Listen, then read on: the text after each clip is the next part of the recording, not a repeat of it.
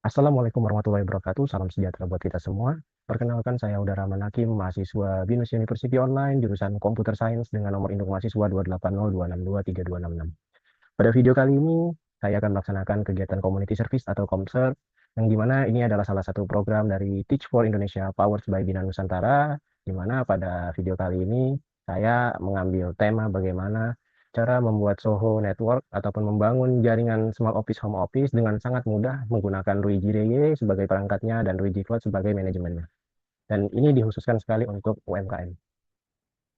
Eh, Harapan dari video ini ataupun pelaksanaan konsep ini adalah Bapak Ibu dapat mengerti apa itu pengertian dari jaringan, kemudian dapat mengerti klasifikasi jaringan berdasarkan jangkauannya, kemudian Bapak Ibu dapat mengerti apa itu Small Office Home Office Network, keuntungannya, kemudian kendala yang dihadapi oleh UMKM ketika memiliki jaringan internet di usahanya, kemudian mengapa UMKM sangat membutuhkan untuk mengimplementasikan Soho Network ini dalam bisnis mereka.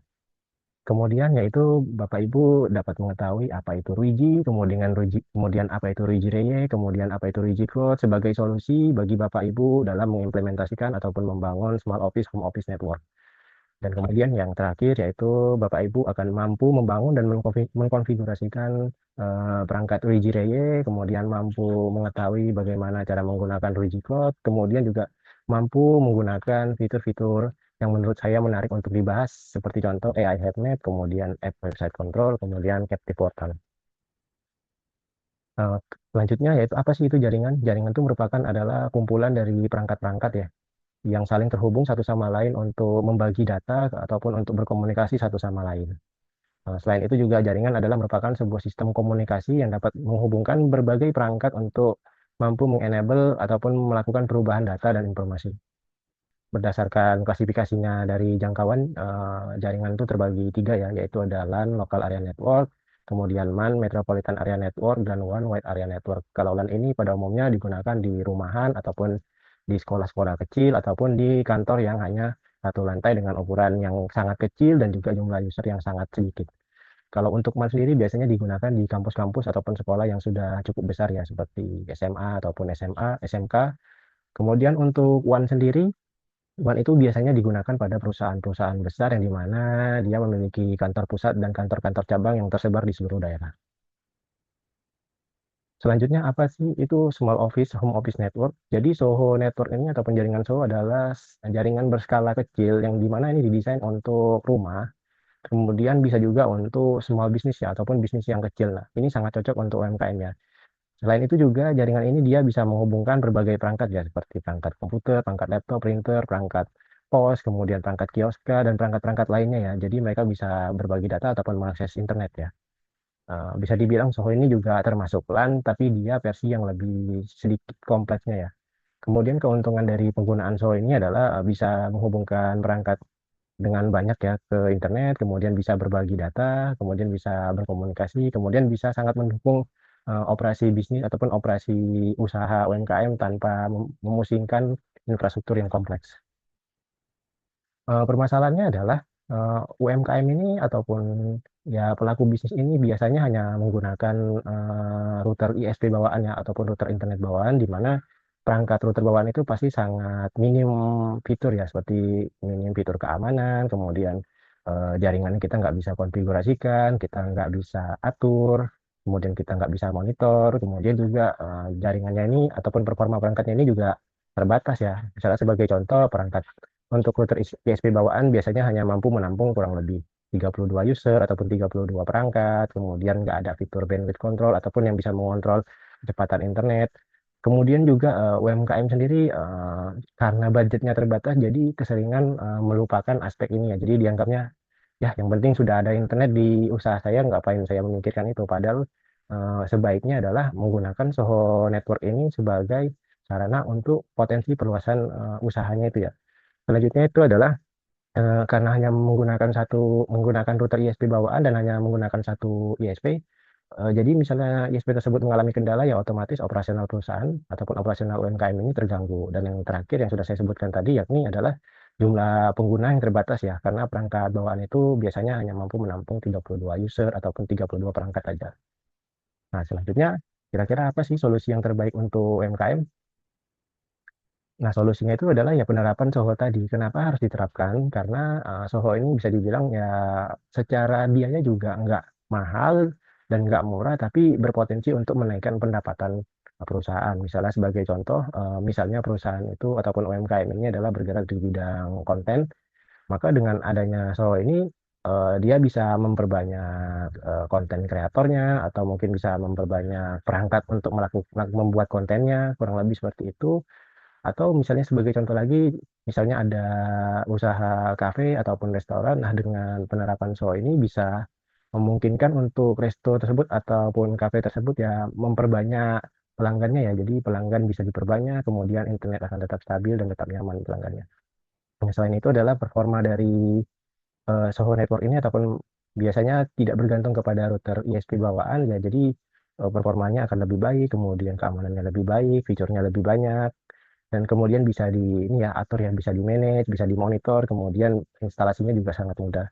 Dan yang pasti ini juga sangat cocok untuk UMKM karena memang ya Solo Network itu pada umumnya biasanya buat UMKM dan kemudian adalah meningkatkan kapasitas user yang tadi saya sebutkan 32 user menjadi mungkin bisa 100 user atau mungkin 256 user ya tergantung dari perangkat nanti yang akan kita gunakan.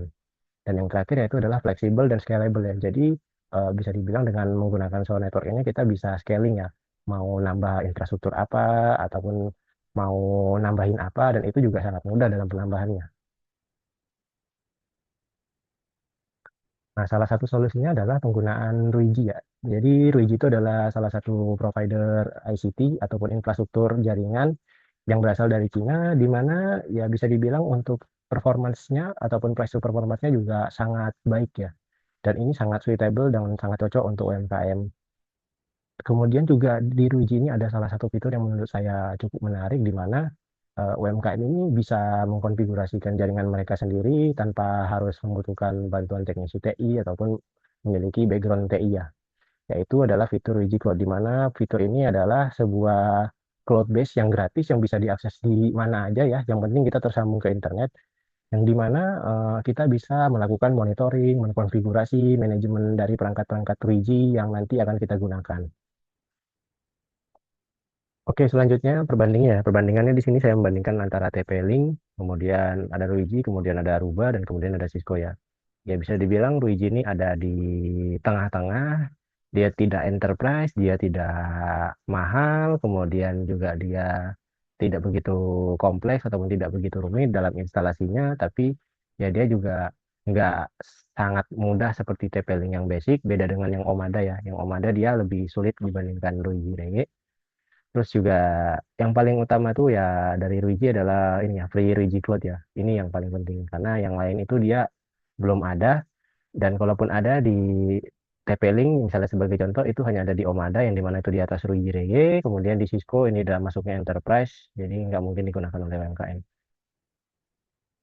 Nah, mengapa sih menggunakan Ruiji dan Ruiji Cloud itu sangat bagus ya untuk UMKM? Seperti yang sudah saya sampaikan tadi, dia cloud-based management ini yang paling utama ya. Jadi kita bisa melakukan monitoring, melakukan konfigurasi, melakukan manajemen, terus melakukan pengubahan setting dan sebagainya itu bisa melalui cloud ya. Selain bisa melalui cloud juga bisa melalui aplikasi Ruiji Reye ya yang sebagai berikut di HP berikut. Jadi kita bisa monitoring di mana aja, kapan aja, yang penting kita tersambung internet.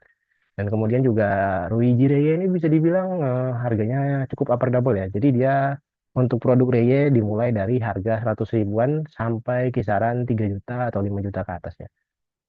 Namun biasanya untuk skala UMKM dia ada yang harganya cukup terjangkau seperti Ruiji RAP 2200F yang dimana itu harganya kisaran 650 ribu sampai 750 ribu kurang lebih seperti itu. Kemudian juga dia fiturnya juga enterprise ya. Dia fiturnya enterprise like ataupun mirip seperti enterprise tapi tidak sekompleks enterprise. Ya dia punya VLAN, kemudian juga dia punya bandwidth management, dan kemudian dia juga bisa punya app control dan ini ya captive portal yang nanti akan kita bahas di fiturnya.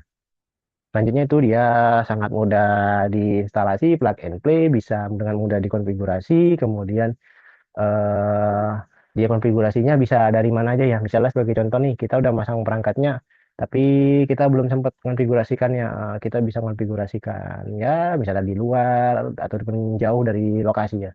Kemudian juga ini ya, bisa dimonitor dan manage perangkat secara remote ataupun secara cloud tadi sebagai berikut.